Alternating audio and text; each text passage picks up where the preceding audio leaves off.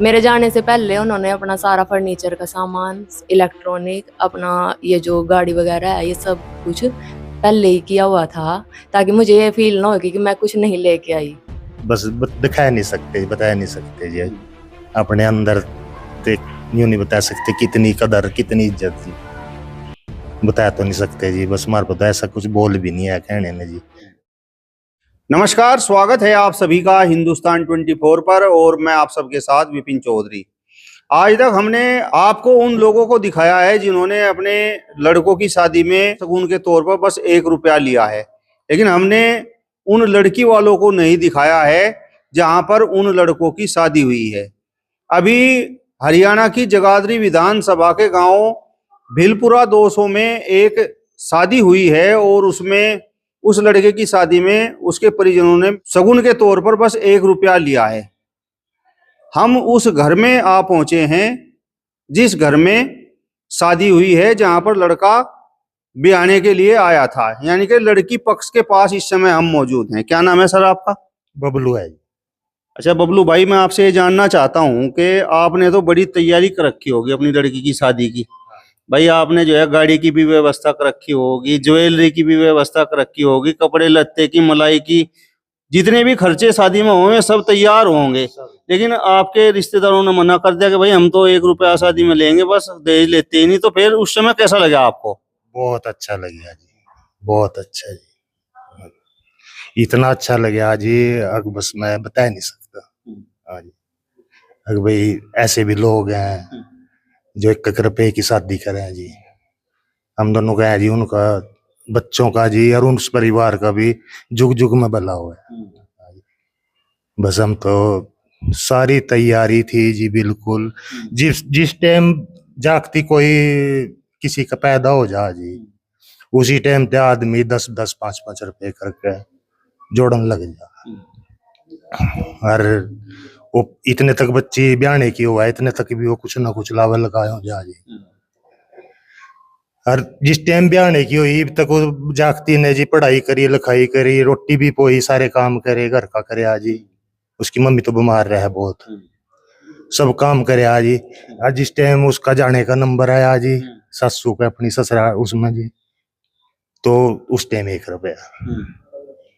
मतलब आपने तो ये सोचा होगा कि भाई नहीं, खूब अच्छे तरीके से खूब दान दहेज अपनी लड़की की शादी में दिए, और आपने तो जो है जोर भी लगाया होगा अगले को, भाई नहीं ले लो दान दहेज। और लाया जी, तो ऐसा टाइम है गया जी, लोग ना जी बहुत बड़े बड़े कागज लिख के भेज दें जी, यू भी, पर वो तो हम नहीं कर सकते जी काम, न हमारे पे पूर्ति हो गए जी, हम तो छोटे आदमी हैं। मेरे तो डॉक्टर साहब थे कहा जी, एक जी कुछ उनते पूछ लियो जी, हम भी कुछ तोड़ जोड़ लावांगे थोड़ा थोड़ा करके जी।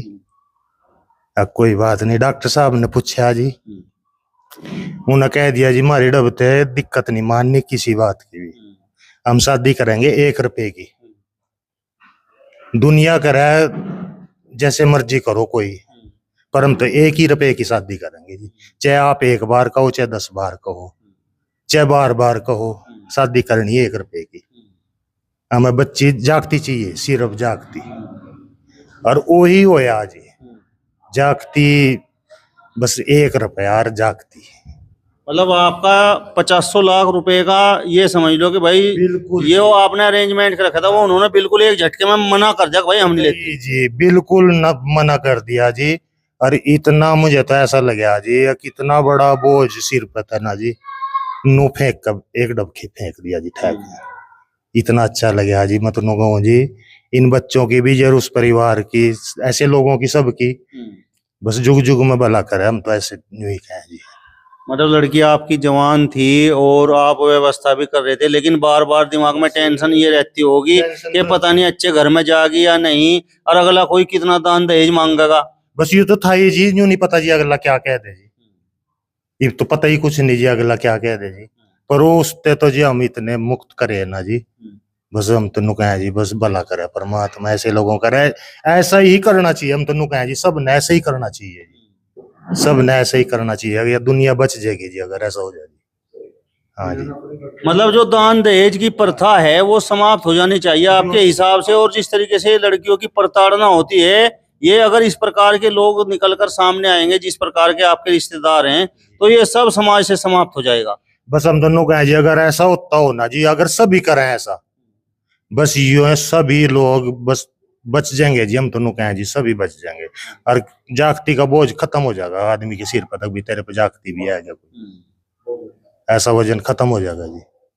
मतलब जिस समय आपके बिचौलिए ने कहा कि नहीं भाई, जहां पर लड़की की आपकी शादी होनी है और वो तो 1 रुपया लेंगे, पहले तो आपको ये लगा होगा कि शायद मजाक कर रहे हैं।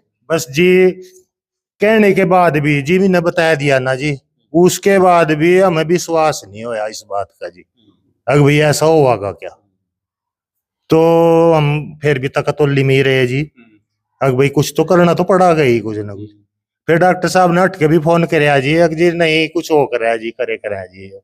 उन्हें लगे कहने जी आप तो उस दिन भी कहा था, आज भी, और चाहे बार बार कही रुपया एक ही होगा, जागती चाहिए सिर्फ।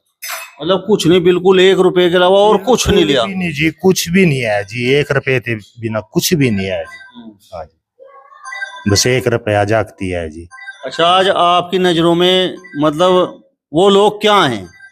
बस मैं तो नु कहूँ जी, बस सब कुछ में ही है जी। हम तो यूं कहें जी, हम तो बहुत बड़े आदमी हैं, बहुत बड़े आदमी जो इतना काम कर सके है जी, बहुत बड़े आदमी, मतलब तारीफ भी नहीं कर सकते हैं जी। इतने बड़े लोग हैं जो इस ऐसा कर सके हैं जी। मेरा सवाल आपसे ये है कि रिश्तेदार तो वो व्यक्ति भी होता है जो मांग कर दहेज ले लेता है। मतलब आपसे कोई कहता है कि भाई लड़की की शादी में फॉर्च्यूनर लेनी है, आप मजबूरी में फॉर्च्यूनर तो दे देते, लेकिन क्या उसकी इतनी इज्जत आप कर पाते जितनी आज आप वो भीलपरा के लोग हैं उनकी कर रहे हैं? आप हाथ जोड़े बैठे हैं।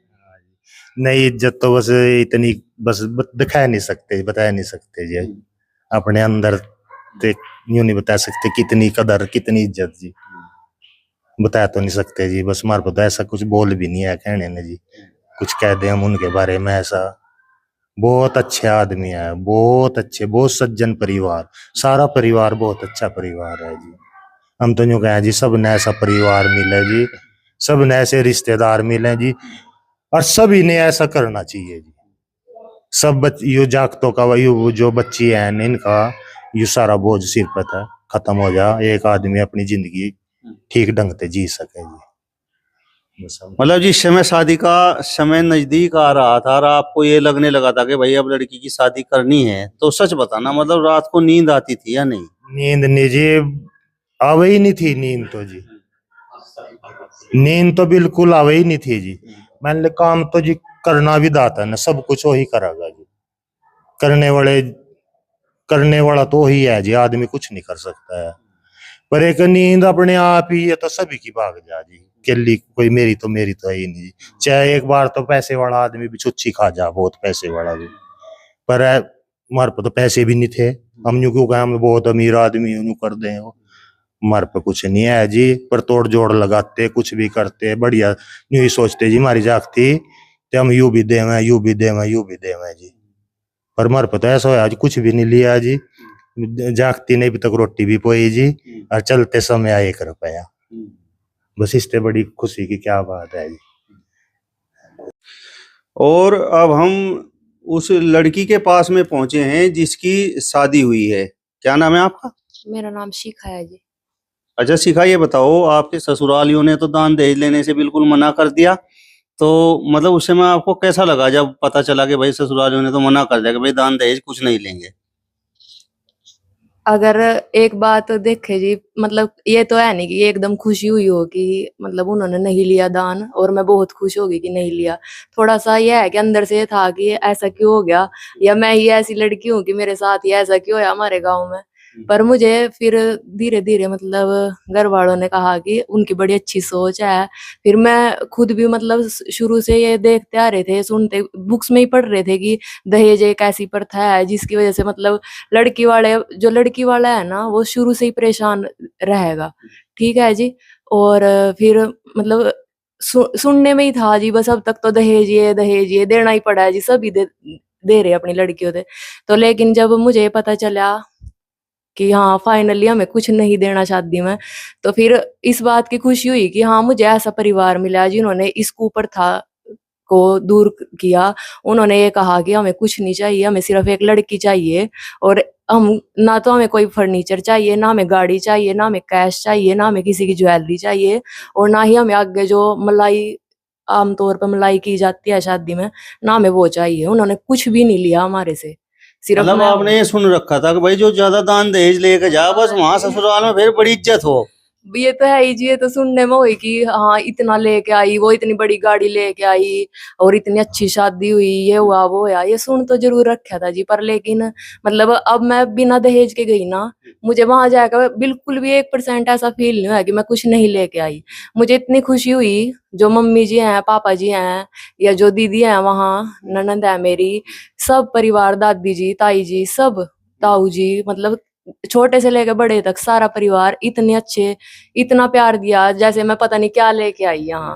मतलब मुझे बिल्कुल फील नहीं होया कि मैं कुछ नहीं लेके आई। मतलब मान सम्मान में किसी बहुत प्रकार की ज्यादा। कोई कमी नहीं हुई, आपने ये महसूस नहीं किया कि भाई तुम बिना दहेज के आ गई। नहीं जी, मुझे तो ये लग रहा था मैं ऐसा क्या लेके आएगी जो मेरी इतना मान सम्मान, इतना प्यार सब मुझे दे रहे, सब मतलब इतने ज्यादा प्यार दिया मुझे। बड़ा अच्छा लगा जी, परिवार बहुत अच्छा लगा जी, जिन्होंने एक तो दहेज नहीं लिया, ऊपर से इतना मान सम्मान प्यार दिया जी मुझे। एक बार भी ये महसूस नहीं होने दिया कि तू कुछ नहीं लेके आई। मेरे जाने से पहले उन्होंने अपना सारा फर्नीचर का सामान, इलेक्ट्रॉनिक, अपना ये जो गाड़ी वगैरह है, ये सब कुछ पहले ही किया हुआ था, ताकि मुझे ये फील ना हो कि मैं कुछ नहीं लेके आई। तो ये मतलब बस अब तो शुक्रगुजार हूँ परमात्मा की कि उन्होंने ऐसा परिवार दिया मुझे। बड़ी खुशी की बात है, और मैं तो ये चाहती हूँ कि हर एक लड़की की शादी ऐसे होने लगे तो माँ बाप की टेंशन जो है वो खत्म हो जाएगी, माँ बाप टेंशन फ्री हो जाएंगे जी। मतलब आपके दिमाग में पहले टेंशन रहती होगी कि भाई आपका तो मीडियम परिवार है, कि भाई पिताजी किस तरीके से दान दहेज का अरेंजमेंट करेंगे और पता नहीं कैसा परिवार मिल जाए, कितना दान दहेज मांग ले, मतलब इस प्रकार की टेंशन आपके दिमाग में जरूर रहती होगी। ये तो जी सबके साथ है जी, सबके साथ, चाहे नॉर्मल परिवार है, चाहे मिडिल क्लास है, सबके साथ ये प्रॉब्लम है कि ये नहीं पता, अगर अगले फैमिली भी मिडिल क्लास है तो ये नहीं पता कि वो क्या डिमांड कर ले, गाड़ी मांग ले या ज्वेलरी किस किस की डिमांड कर दे।